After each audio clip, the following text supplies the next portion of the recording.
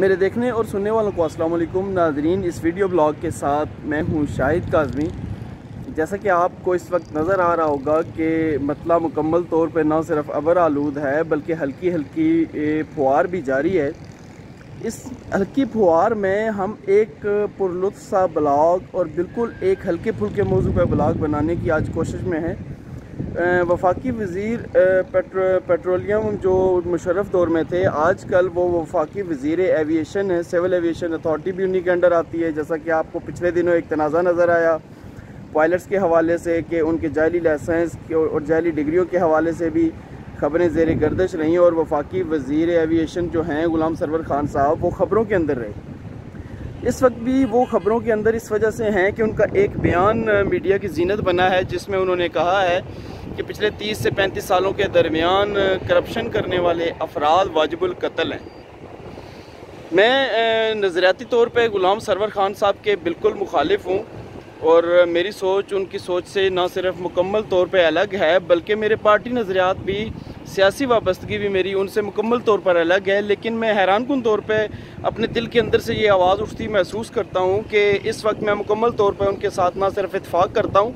बल्कि मुझे मुकम्मल तौर पे मैं उनकी हमायत करूँगा इस बयान के अंदर कि वाकई ही ऐसे लोग ना सिर्फ वाजिबुल कत्ल हैं बल्कि उनको सख्त से सख्त सज़ा देनी चाहिए कि जो पाकिस्तान के अंदर करप्शन में ना सिर्फ मुलव्वस हैं बल्कि करप्शन की वजह से पाकिस्तान की जड़ें भी खोखली कर रहे हैं। यहाँ पे हम ये जानते हैं कि उनका जो बयान है यकीनी तौर पे वो सियासी बयान इस वजह से क्या करार नहीं दिया जा सकता कि वो हुक्मरान जमात के एक ना सिर्फ अहम रहनुमा हैं बल्कि उनके पास नहायत अहम वजारत भी है इस वक्त। नाज़रीन, यहाँ पे हम जिक्र इस बात का करना चाहेंगे कि हमें गुलाम सरवर खान साहब की नीयत पे कोई शुबा नहीं है, ना हमें इस बात में कोई शक है कि वो वाकई पाकिस्तान से करप्शन को जड़ से उखाड़ना चाहते हैं। पिछले दिनों एक तनाज़ा जो हमें नज़र आया पायलट्स के हवाले से और सिविल एविएशन अथॉरिटी ने बाद में उस पूरे मामले को ही मुतनाज़ा बना दिया कि जब ओमानी सिविल एविएशन अथॉरिटी ने उनको एक ख़त लिखा तो उसके जवाब में हमें मालूम हुआ कि तमाम पायलट्स के लाइसेंस बिल्कुल ठीक हैं, कुछ तकनीकी खामियां मौजूद हैं, कुछ इम्तहानात की खामियां मौजूद हैं जिनकी वजह से शकूक पैदा हुए, लेकिन लाइसेंस मुकम्मल तौर पर ठीक हैं। वफाकी वज़ीर साहब के उस पूरे कज़िये में आलमी सतह पे जो हमारी जग हंसाई हुई वो भी आपके सामने है।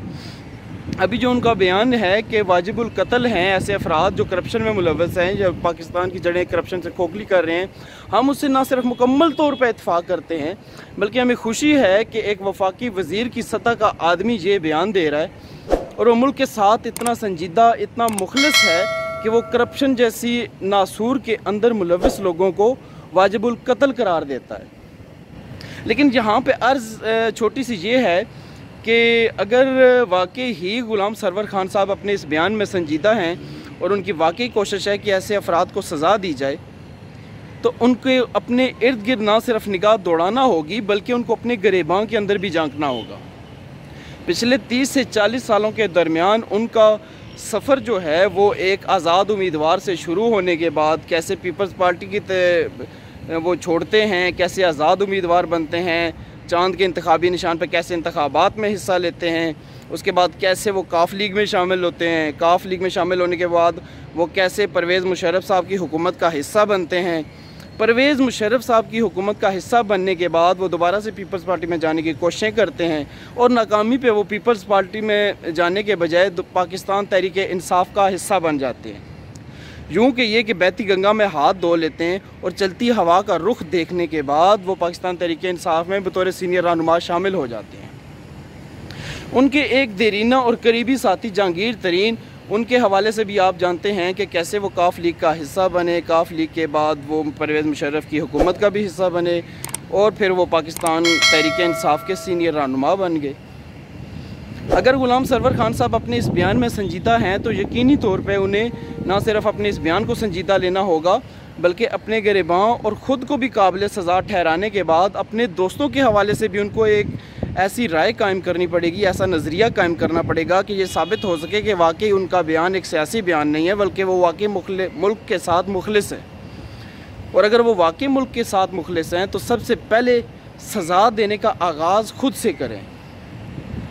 खुद से क्यों करें? बहुत से लोग ये कह सकते हैं कि हो सकता है उन्होंने करप्शन ना की हो, लेकिन करप्शन से ज़्यादा बड़ा जुर्म करप्ट लोगों का साथ देना है। पिछले 30 सालों में अगर करप्ट लोग मुल्क पर मुसल्लत रहे तो उसमें से बेशतर हिस्सा वो हुकूमत में रहे, उनके दोस्त हुकूमत में रहे और उनकी पार्टियां हुकूमत में रहें। तो इस बयान का मुकम्मल सियाक़ो सबाक़ समझते हुए ज़रूरत इस अमर की है और हम पुरज़ोर इस बात की अपील भी करते हैं।